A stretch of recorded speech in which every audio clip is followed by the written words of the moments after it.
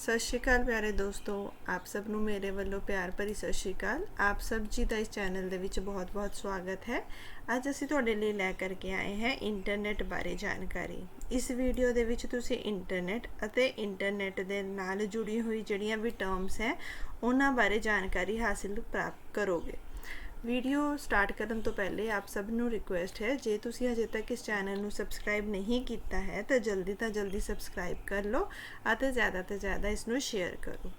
अज दे video दे विच असी जिहड़े concept clear करने हैं वह है internet, web browsing, search engine, search tool, browser, FTP, graphics, www, graphics file, multimedia अते टोपोलॉजी। सो असी शुरू करते हाँ सब तो पहले इंटरनेट बारे। इंटरनेट की है? इंटरनेट का अर्थ इसके नाम तो ही पता लगता है। इसका अर्थ है इंटरनेशनल नैटवर्क ऑफ कंप्यूटर। जदों दो या दो तो वध कंप्यूटर आपस में जुड़ते हैं तो एक नैटवर्क बनता है। इंटरनेट नैटवर्क का एक विशाल नैटवर्क है जो संसार में फैले लखा कंप्यूटरों तो बनया है। इंटरनेट एक माउस ते क्लिक करन नाल ही दुनिया विच फैली सूचना नूं सांझा करन दी आग्या देंदा है। सो जिवें कि दी डेफिनेशन तो ही पता चल रहा है कि इंटरनेट बहुत सारे कंप्यूटरां दा इकट्ठ होंदा है जिहड़ा कि एक विशाल नैटवर्क बनांदा है। इंटरनेट दे विच असीं किसी भी फाइल नूं एक थां तो दूसरी थां ते शेयर कर सकते हैं अते जिहड़े भी साडे रिसोर्स है उसनूं एक थां तो यूज़ कर सकते हैं। अगला प्रश्न है साडे कोल, वैब ब्राउजिंग की है? वैब ब्राउजिंग ये वैब उत्ते कोई जानकारी लभन की प्रक्रिया है। जानकारी की भाल विच एक वैब पेज तो दूसरे वैब पेज ते जाना, एक वैबसाइट तो दूजी वैबसाइट उपर जाण नूं वैब ब्राउजिंग वजों जानिया जांदा है। जानकारी नूं वेखण लई असीं किसी भी सर्च इंजन जिवें कि गूगल, बिंग आदि की सहायता लै सकते हैं। असीं इन्हां सर्च इंजनां की वरतों नाल लोड़ींदी जानकारी वेख सकते हैं। सो वैब ब्राउजिंग क्या है? जदों भी असीं ऑनलाइन कोई भी चीज़ लभदे हाँ तो उसनूं वैब ब्राउजिंग कहा जाता है। वैब ब्राउजिंग दे विच तुसीं एक कीवर्ड नूं सर्च करते हुए एक वैबसाइट तो दूसरी वैबसाइट उपर जंप कर सकते हो। असीं जिहड़े सर्च इंजन की वरतों करते हाँ वो है गूगल अते बिंग। अगला प्रश्न है, सर्च इंजन तो की भाव है? सर्च इंजन एक शक्तिशाली प्रोग्राम हुंदा है। इस दी वरतों इंटरनेट उत्ते वैबसाइटां नूं लभण लई कीती जांदी है। असीं जिस शब्द या विषय नाल संबंधित सूचना प्राप्त करना चाहते हाँ उसका नाम असीं सर्च इंजन विच टाइप कर देंदे हाँ अते इस तो बाद सर्च बटन ते क्लिक करते हैं। कुछ सकिंटां विच उस शब्द नाल संबंधित सारियां वैबसाइटां दी लिस्ट स्क्रीन उत्ते दिखाई देन लगती है। सो सर्च इंजन क्या होंदा? एक इंजन की तरह काम करता है। जिवें गड्डी नूं पहले शुरू करन तो पहले उसका इंजन सानूं गर्म करना पैंदा है, इंजन स्टार्ट करना पैंदा है। इसी तरह ही जे तुसीं किसी वैबसाइट नूं सर्च करना है तो तुसीं उसके सर्च इंजन दे विच अपना कीवर्ड टाइप करोगे। जिहड़ा भी कीवर्ड तुसीं टाइप करोगे ये सर्च इंजन उस दे नाल जिहड़ियां भी वैबसाइटां जुड़दियां होणगियां उसनूं तुहाडे सामने शो कर देगा। ठीक है। अगला प्रश्न है, सर्च टूल तो की भाव है? इंटरनेट उत्ते किसी खास काम बारे सूचना लभण लई जिहड़ा प्रोग्राम साडी सहायता करता है उसनूं सर्च टूल कहते हैं। सर्च टूल की वरतों जरूरी जानकारी लभण लई कीती जाती है। हुण आपां जदों सर्च करते हैं कुछ भी ब्राउज़र दे उपर तो एक प्रोग्राम काम करता है जिहड़ा कि सर्च टूल कहलाता है। असीं किसी भी जानकारी नूं जद लभदे हाँ तो सर्च टूल दे जिहड़ा हैगा वो प्रोग्राम साडी इस दे विच मदद करता है। अगला प्रश्न है, ब्राउज़र तो की भाव है? ब्राउज़र एक अजिहा सॉफ्टवेयर है जो इंटरनेट उत्ते चल रहे वैब पेजां विचों सूचना प्राप्त करने विच साडी सहायता करता है। ब्राउज़र तो बिना इंटरनेट की वरतों नहीं की जा सकती। आम वरते जाने वाले कुछ ब्राउज़रां दे नाम हेठ लिखे हैं जिवें कि Internet Explorer, Netscape Navigator, Google Chrome, Mozilla Firefox, Microsoft Edge. So browser क्या है? एक सॉफ्टवेयर है। जो तुसीं इंटरनेट की वरतों करना चाहते हो तो तुहानूं अपने सिस्टम दे विच पहले ब्राउज़र नूं इंस्टॉल करना पेगा। जब ब्राउज़र इंस्टॉल हो गया तो तुसीं किसी भी वैब पेज की सूचना नूं आसानी नाल लभ सकते हो। अगला प्रश्न है, FTP तो की भाव है? इंटरनेट उत्ते फाइलों नूं एक कंप्यूटर तो दूसरे कंप्यूटर तक ट्रांसफर करने लई FTP की वरतों की जाती है। FTP का पूरा नाम फाइल ट्रांसफर प्रोटोकॉल है। FTP ਫਾਈਲ ਟ੍ਰਾਂਸਫਰ ਪ੍ਰੋਟੋਕੋਲ ਉਹਨਾਂ ਨਿਯਮਾਂ ਦਾ ਸਮੂਹ ਹੈ ਜਿਨ੍ਹਾਂ ਦੀ ਵਰਤੋਂ ਇੰਟਰਨੈਟ ਉੱਤੇ ਕਿਸੇ ਇੱਕ ਕੰਪਿਊਟਰ ਤੋਂ ਦੂਸਰੇ ਕੰਪਿਊਟਰ ਤੱਕ ਫਾਈਲ ਟ੍ਰਾਂਸਫਰ ਕਰਨ ਲਈ ਕੀਤੀ ਜਾਂਦੀ ਹੈ। ਸੋ ਜਿਹੜਾ FTP ਹੈ ਇਸ ਦੇ ਵਿੱਚ F ਮਤਲਬ ਫਾਈਲ, T ਦਾ ਮਤਲਬ ਟ੍ਰਾਂਸਫਰ, P ਦਾ ਮਤਲਬ ਪ੍ਰੋਟੋਕੋਲ ਹੈ। ਜਦੋਂ ਅਸੀਂ ਇੰਟਰਨੈਟ ਉੱਤੇ ਫਾਈਲਾਂ ਦੀ ਸ਼ੇਅਰਿੰਗ ਕਰਦੇ ਹਾਂ ਜਾਂ ਫਾਈਲ ਨੂੰ ਇੱਕ ਕੰਪਿਊਟਰ ਤੋਂ ਦੂਸਰੇ ਕੰਪਿਊਟਰ ਦੇ ਵਿੱਚ ਲੈ ਕੇ ਆਉਂਦੇ ਹਾਂ ਤਾਂ ਉਹ ਜਿਹੜਾ ਟ੍ਰਾਂਸਫਰ ਹੁੰਦਾ ਹੈ ਫਾਈਲ ਦਾ ਕਰਨਾ, ਉਹ ਕਿਸੇ ਪ੍ਰੋਟੋਕੋਲ ਦੇ ਅਧੀਨ ਹੁੰਦਾ ਹੈ, ਮਤਲਬ ਕਿਸੇ ਰੂਲ ਦੇ ਅਕੋਰਡਿੰਗ ਉਹ ਕੰਮ ਕਰਦਾ ਹੈ। ਸੋ ਜਦੋਂ ਵੀ ਤੁਸੀਂ ਇੰਟਰਨੈਟ ਉੱਤੇ ਫਾਈਲਾਂ ਨੂੰ ਇੱਕ ਕੰਪਿਊਟਰ ਤੋਂ ਦੂਸਰੇ ਕੰਪਿਊਟਰ 'ਤੇ ਟ੍ਰਾਂਸਫਰ ਕਰਨਾ ਹੈ ਤਾਂ ਤੁਹਾਨੂੰ FTP ਦੇ ਰੂਲਸ ਨੂੰ ਮੰਨਣਾ ਪਵੇਗਾ। ਅਗਲਾ ਪ੍ਰਸ਼ਨ ਹੈ, ਫਾਈਲ ਡਾਊਨਲੋਡ ਕਰਨ ਬਾਰੇ ਤੁਸੀਂ ਕੀ ਜਾਣਦੇ ਹੋ? ਇੰਟਰਨੈਟ ਤੋਂ ਕਿਸੇ ਫਾਈਲ ਨੂੰ ਆਪਣੇ ਕੰਪਿਊਟਰ ਵਿੱਚ ਕਾਪੀ ਕਰਨ ਨੂੰ ਫਾਈਲ ਡਾਊਨਲੋਡ ਕਰਨਾ ਕਿਹਾ ਜਾਂਦਾ ਹੈ। ਜਦੋਂ ਅਸੀਂ ਕਿਸੇ ਫਾਈਲ ਨੂੰ ਇੰਟਰਨੈਟ ਤੋਂ ਡਾਊਨਲੋਡ ਕਰਦੇ ਹਾਂ ਤਾਂ ਉਸ ਫਾਈਲ ਦੀ ਇੱਕ ਨਕਲ ਸਾਡੇ ਕੰਪਿਊਟਰ ਵਿੱਚ ਸਟੋਰ ਹੋ ਜਾਂਦੀ ਹੈ। ਹੁਣ ਜੇ ਗੱਲ ਕਰੀਏ ਫਾਈਲ ਡਾਊਨਲੋਡ ਦੀ, ਤਾਂ ਜਿਹੜੀ ਵੀ ਫਾਈਲ ਤੁਸੀਂ ਸਰਵਰ ਤੋਂ ਆਪਣੇ ਕੰਪਿਊਟਰ ਤੋਂ ਲੈ ਕੇ ਆ ਰਹੇ ਹੋ ਉਸ ਨੂੰ ਡਾਊਨਲੋਡਿੰਗ ਕਿਹਾ ਜਾਂਦਾ ਹੈ। ਪਰ ਜਦ ਕਿ ਜਿਹੜੀ ਫਾਈਲ ਤੁਸੀਂ ਆਪਣੇ ਕੰਪਿਊਟਰ ਤੋਂ ਸਰਵਰ ਤੋਂ ਅਪਲੋਡ ਕਰ ਰਹੇ ਹੋ ਜਾਂ ਸਰਵਰ ਨੂੰ ਭੇਜ ਰਹੇ ਹੋ ਉਸ ਨੂੰ ਅਪਲੋਡਿੰਗ ਕਿਹਾ ਜਾਂਦਾ ਹੈ। ਤਾਂ ਇੰਟਰਨੈਟ ਦੇ ਜ਼ਰੀਏ ਅਸੀਂ ਕਿਸੇ ਵੀ ਫਾਈਲ ਨੂੰ ਸਰਵਰ ਤੋਂ ਡਾਊਨਲੋਡ ਕਰ ਸਕਦੇ ਹਾਂ। ਸਰਵਰ ਇਸ ਦੀ ਇੱਕ ਕਾਪੀ ਸਾਡੇ ਕੰਪਿਊਟਰ ਦੇ ਵਿੱਚ ਸਟੋਰ ਕਰ ਦਿੰਦਾ ਹੈ। ਅਗਲਾ ਪ੍ਰਸ਼ਨ ਹੈ, www ਤੋਂ ਕੀ ਭਾਵ ਹੈ? www ਦਾ ਪੂਰਾ ਨਾਮ ਵਰਲਡ ਵਾਈਡ ਵੈਬ ਹੈ। ਇਸ ਨੂੰ ਵੈਬਸਾਈਟ ਜਾਂ ਸਾਈਟ ਵੀ ਕਿਹਾ ਜਾਂਦਾ ਹੈ। ਇਸ ਦੀ ਸਹਾਇਤਾ ਨਾਲ ਅਸੀਂ ਕਿਸੇ ਵੀ ਕਿਸਮ ਦੀ ਸੂਚਨਾ ਪ੍ਰਾਪਤ ਕਰ ਸਕਦੇ ਹਾਂ। ਸੋ www ਦਾ ਪੂਰਾ ਨਾਮ ਵਰਲਡ ਵਾਈਡ ਵੈਬ ਹੈ। ਇਹ ਵੈਬਸਾਈਟਾਂ ਜਾਂ ਸਾਈਟਾਂ ਕਿਹਾ ਜਾਂਦਾ ਹੈ। ਇਸ ਦੀ ਸਹਾਇਤਾ ਨਾਲ ਅਸੀਂ ਕਿਸੇ ਵੀ ਕਿਸਮ ਦੀ ਕੋਈ ਵੀ ਜਾਣਕਾਰੀ ਹੋਵੇ, ਕਿਸੇ ਵੀ ਟੌਪਿਕ ਦੇ ਉੱਪਰ ਹੋਵੇ, ਅਸੀਂ ਇਸ ਦੀ ਸੂਚਨਾ ਪ੍ਰਾਪਤ ਕਰ ਸਕਦੇ ਹਾਂ। ਅਗਲਾ ਪ੍ਰਸ਼ਨ ਹੈ, URL ਤੋਂ ਕੀ ਭਾਵ ਹੈ? URL ਦਾ ਪੂਰਾ ਨਾਮ ਯੂਨੀਫਾਰਮ ਰਿਸੋਰਸ ਲੋਕੇਟਰ ਹੈ। ਇਹ ਇੰਟਰਨੈਟ ਦੇ ਸਰੋਤਾਂ ਤੱਕ ਪਹੁੰਚਣ ਵਿੱਚ ਸਾਡੀ ਮਦਦ ਕਰਦਾ ਹੈ। URL ਵਿੱਚ ਇੰਟਰਨੈਟ ਦੇ ਵੱਖ-ਵੱਖ ਸਰੋਤਾਂ ਅਤੇ ਉਹਨਾਂ ਤੱਕ ਪਹੁੰਚਣ ਦੇ ਤਰੀਕੇ ਬਾਰੇ ਜਾਣਕਾਰੀ ਹੁੰਦੀ ਹੈ।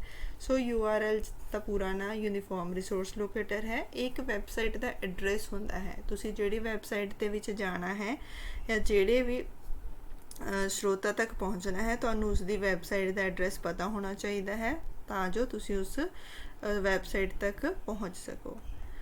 ਅਗਲਾ ਪ੍ਰਸ਼ਨ ਹੈ, ਵੈਬ ਪੇਜ ਅਤੇ ਵੈਬਸਾਈਟ ਬਾਰੇ ਤੁਸੀਂ ਕੀ ਜਾਣਦੇ ਹੋ? ਵੈਬ ਪੇਜ ਇੰਟਰਨੈਟ ਉੱਤੇ ਵਰਤੇ ਜਾਣ ਵਾਲੇ ਪੇਜਾਂ ਨੂੰ ਵੈਬ ਪੇਜ ਕਿਹਾ ਜਾਂਦਾ ਹੈ। ਇਹਨਾਂ ਵੈਬ ਪੇਜਾਂ ਵਿੱਚ ਬਹੁਤ ਸਾਰੀ ਮਹੱਤਵਪੂਰਨ ਜਾਣਕਾਰੀ ਹੁੰਦੀ ਹੈ। ਵੈਬਸਾਈਟ ਵੈਬ ਪੇਜਾਂ ਦੇ ਸਮੂਹ ਨੂੰ ਵੈਬਸਾਈਟ ਕਿਹਾ ਜਾਂਦਾ ਹੈ। ਇੱਕ ਵੈਬਸਾਈਟ ਵਿੱਚ ਇੱਕ ਜਾਂ ਇੱਕ ਤੋਂ ਵੱਧ ਵੈਬ ਪੇਜ ਹੋ ਸਕਦੇ ਹਨ। ਸੋ ਜੇ ਗੱਲ ਕਰੀਏ ਵੈਬ ਪੇਜ ਦੀ, ਤਾਂ ਵੈਬ ਪੇਜ ਕਿਆ ਹੁੰਦੇ ਹੈ? ਇੰਟਰਨੈਟ ਉੱਤੇ ਜਿਹੜੇ ਵੀ ਪੇਜ ਵਰਤੇ ਜਾਂਦੇ ਹਨ ਉਹਨਾਂ ਨੂੰ ਵੈਬ ਪੇਜ ਕਿਹਾ ਜਾਂਦਾ ਹੈ। ਇਸ ਦੇ ਵਿੱਚ ਤੁਹਾਨੂੰ ਅਲੱਗ-ਅਲੱਗ ਕਿਸਮ ਦੀ ਜਾਣਕਾਰੀ ਮਿਲਦੀਆਂ ਹਨ, ਜਦਕਿ ਵੈਬਸਾਈਟ ਇਹਨਾਂ ਹੀ ਵੈਬ ਪੇਜਾਂ ਦਾ ਇੱਕ ਇਕੱਠ ਹੁੰਦੀਆਂ ਹਨ। ਇਹ ਜਦ ਬਹੁਤ ਸਾਰੇ ਵੈਬ ਪੇਜ ਇਕੱਠੇ ਜੁੜ ਜਾਂਦੇ ਹਨ ਤਾਂ ਇੱਕ ਵੈਬਸਾਈਟ ਕਹਿਲਾਉਂਦੀ ਹੈ। ਅਗਲਾ ਪ੍ਰਸ਼ਨ ਹੈ, ਪ੍ਰੋਟੋਕੋਲ ਕੀ ਹੁੰਦੇ ਹਨ? TCP IP ਬਾਰੇ ਤੁਸੀਂ ਕੀ ਜਾਣਦੇ ਹੋ? ਸੋ ਇਸ ਦਾ ਉੱਤਰ ਹੈ, ਇੰਟਰਨੈਟ ਉੱਤੇ ਸੂਚਨਾ ਭੇਜਣ ਜਾਂ ਪ੍ਰਾਪਤ ਕਰਨ ਸਮੇਂ ਕੁਝ ਨਿਯਮ ਵਰਤੇ ਜਾਂਦੇ ਹਨ। ਇਹਨਾਂ ਨਿਯਮਾਂ ਨੂੰ ਹੀ ਪ੍ਰੋਟੋਕੋਲ ਕਿਹਾ ਜਾਂਦਾ ਹੈ। ਸੋ ਜਦੋਂ ਅਸੀਂ ਕਿਸੇ ਵੀ ਡਾਟੇ ਨੂੰ ਜਾਂ ਕਿਸੇ ਵੀ ਸੂਚਨਾ ਨੂੰ ਇੰਟਰਨੈਟ ਤੋਂ ਭੇਜਦੇ ਹਾਂ ਜਾਂ ਪ੍ਰਾਪਤ ਕਰਦੇ ਹਾਂ ਤਾਂ ਉਹ ਕਿਸੇ ਕਾਨੂੰਨ ਜਾਂ ਨਿਯਮ ਦੇ ਅਨੁਸਾਰ ਕੰਮ ਕਰਦਾ ਹੈ। ਇਹਨਾਂ ਕਾਨੂੰਨਾਂ ਨੂੰ ਹੀ ਪ੍ਰੋਟੋਕੋਲ ਕਿਹਾ ਜਾਂਦਾ ਹੈ। TCP ਦਾ ਪੂਰਾ ਨਾਮ ਟ੍ਰਾਂਸਮਿਸ਼ਨ ਕੰਟਰੋਲ ਪ੍ਰੋਟੋਕੋਲ ਹੈ ਅਤੇ IP ਦਾ ਪੂਰਾ ਨਾਮ ਇੰਟਰਨੈਟ ਪ੍ਰੋਟੋਕੋਲ ਹੈ।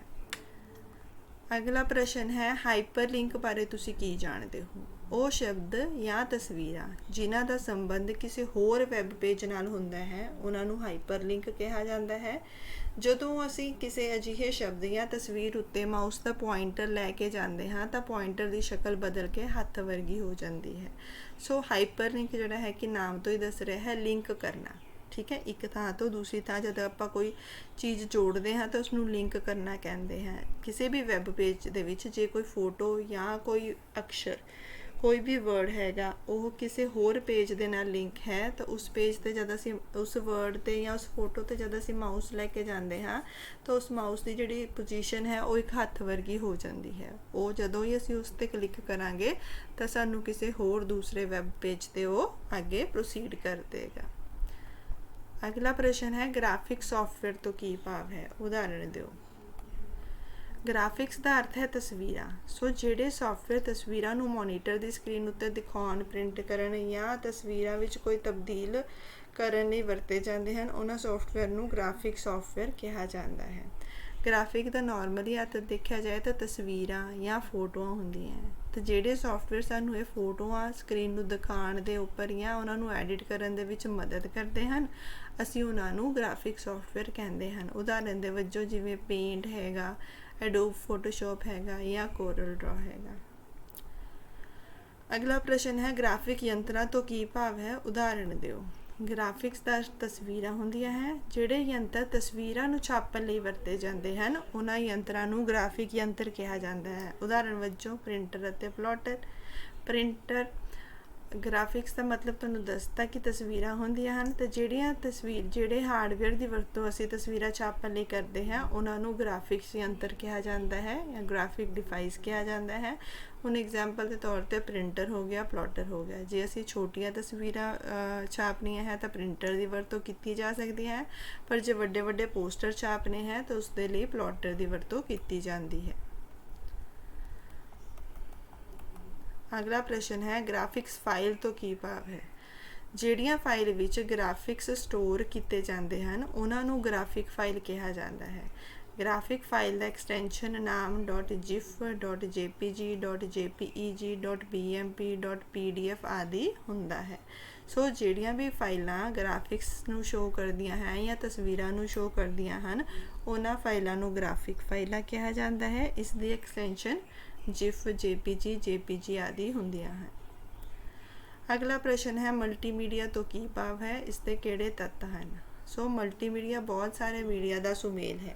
ਮਲਟੀਮੀਡੀਆ ਵਿੱਚ ਕਈ ਤਰ੍ਹਾਂ ਦੇ ਮੀਡੀਆ ਵਰਤੇ ਜਾਂਦੇ ਹਨ, ਜਿਵੇਂ ਤਸਵੀਰ, ਆਵਾਜ਼, ਟੈਕਸਟ, ਐਨੀਮੇਸ਼ਨ, ਮੂਵੀ ਆਦਿ। ਇਹਨਾਂ ਨੂੰ ਮਲਟੀਮੀਡੀਆ ਦੇ ਤੱਤ ਜਾਂ ਭਾਗ ਵੀ ਕਿਹਾ ਜਾਂਦਾ ਹੈ। ਸੋ ਜੇ ਆਪਾਂ ਡੈਫੀਨੇਸ਼ਨ ਦੇ ਵਿੱਚ ਜਾਈਏ ਤਾਂ ਮਲਟੀ ਦਾ ਮਤਲਬ ਹੁੰਦਾ ਬਹੁਤ ਸਾਰੇ, ਔਰ ਮੀਡੀਆ ਦਾ ਮਤਲਬ ਬਹੁਤ ਸਾਰੇ ਮੀਡੀਆ ਦਾ ਜਿਹੜਾ ਇਕੱਠ ਹੁੰਦਾ ਹੈ, ਉਸ ਨੂੰ ਮਲਟੀਮੀਡੀਆ ਕਿਹਾ ਜਾਂਦਾ ਹੈ। ਹੁਣ ਇਸ ਦੇ ਵਿੱਚ ਆਉਂਦਾ ਹੈ ਤੁਹਾਡੀਆਂ ਆਵਾਜ਼ਾਂ, ਟੈਕਸਟ, ਤਸਵੀਰਾਂ, ਫੋਟੋਆਂ, ਐਨੀਮੇਸ਼ਨਸ, ਮੂਵੀ ਆਦਿ। ਅਗਲਾ ਪ੍ਰਸ਼ਨ ਹੈ ਵੱਖ-ਵੱਖ ਪ੍ਰਕਾਰ ਦੀਆਂ ਮਲਟੀਮੀਡੀਆ ਪ੍ਰੈਜੈਂਟੇਸ਼ਨ ਦੀ ਸੂਚੀ ਬਣਾਓ। ਸੋ ਇਹਨਾਂ ਦੀ ਸੂਚੀ ਹੈ ਸਲਾਈਡ ਪ੍ਰੈਜੈਂਟੇਸ਼ਨ ਜਾਂ web page. Inter image program ਵਿੱਚ ਅਸੀਂ ਡਰਾਇੰਗ ਕਰਨ ਲਈ ਮਾਊਸ ਦੀ ਵਰਤੋਂ ਨਹੀਂ ਕਰਦੇ, ਜਿਸ ਤਰ੍ਹਾਂ ਆਪਾਂ ਪੇਂਟ ਦੇ ਵਿੱਚ ਕਰਦੇ ਹਾਂ, ਸਗੋਂ ਇਹਨਾਂ ਪ੍ਰੋਗਰਾਮਾਂ ਵਿੱਚ ਇਨਪੁਟ ਦੇਣ ਲਈ ਅਸੀਂ ਕਮਾਂਡਾਂ ਦੀ ਵਰਤੋਂ ਕਰਦੇ ਹਾਂ। ਵੈਕਟਰ ਇਮੇਜ ਦਾ ਆਕਾਰ ਬਿਟਮੈਪ ਇਮੇਜ ਨਾਲੋਂ ਛੋਟਾ ਹੁੰਦਾ ਹੈ, ਜਿਸ ਕਾਰਨ ਇਹ ਘੱਟ ਥਾਂ ਘੇਰਦੀਆਂ ਹਨ। ਵੈਕਟਰ ਇਮੇਜ ਜਿਵੇਂ ਦੱਸਿਆ ਗਿਆ ਹੈ ਕਿ ਵੈਕਟਰ ਇਮੇਜ ਜਿਹੜੇ ਹੁੰਦੇ ਹੈ, ਇਹਨਾਂ ਦੇ ਵਿੱਚ ਮਾਊਸ ਦੀ ਵਰਤੋਂ ਨਹੀਂ ਕੀਤੀ ਜਾਂਦੀ। ਇਸ ਦੇ ਵਿੱਚ ਸਿੰਪਲ ਅਸੀਂ ਕਮਾਂਡ ਦਿੰਦੇ ਹਾਂ ਔਰ ਕਮਾਂਡ ਦੇ ਉੱਪਰ ਹੀ ਸਾਰੀਆਂ ਡਰਾਇੰਗਸ ਵਗੈਰਾ ਹੁੰਦੀਆਂ ਹਨ। ਵੈਕਟਰ ਇਮੇਜ ਦਾ ਆਕਾਰ ਬਿਟਮੈਪ ਨਾਲੋਂ ਘੱਟ ਹੁੰਦਾ ਹੈ, ਸੋ ਜੇ ਘੱਟ ਸਾਈਜ਼ ਹੈ ਤਾਂ ਇਹ ਮੈਮਰੀ ਨੂੰ ਵੀ ਘੱਟ ਹੀ ਘੇਰਦੀਆਂ ਹਨ।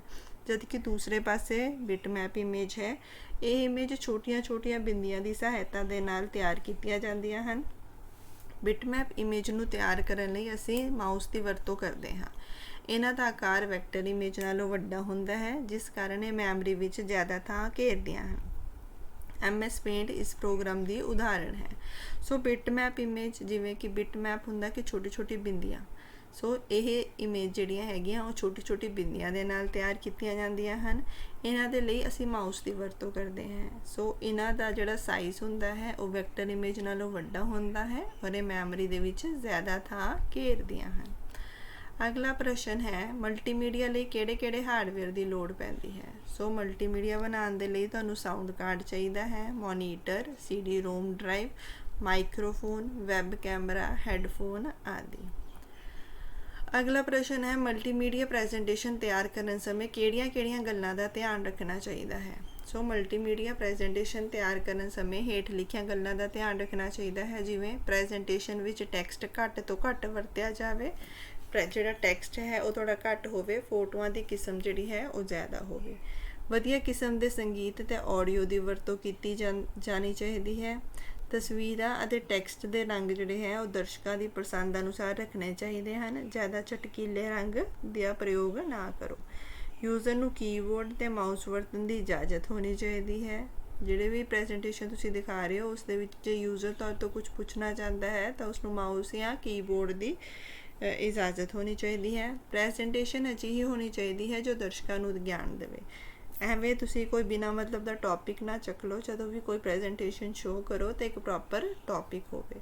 ਪ੍ਰੈਜੈਂਟੇਸ਼ਨ ਦਾ ਆਕਾਰ ਬਹੁਤ ਵੱਡਾ ਨਹੀਂ ਹੋਣਾ ਚਾਹੀਦਾ ਕਿ ਦਰਸ਼ਕ ਬੋਰ ਹੋ ਜਾਣ। ਸੋ ਜ਼ਿਆਦਾ ਪ੍ਰੈਜੈਂਟੇਸ਼ਨ ਹੈ ਉਹ 5 ਜਾਂ 10 ਮਿੰਟ ਦੀ ਹੋਵੇ, ਇਸ ਤੋਂ ਵੱਧ ਨਾ ਹੋਵੇ।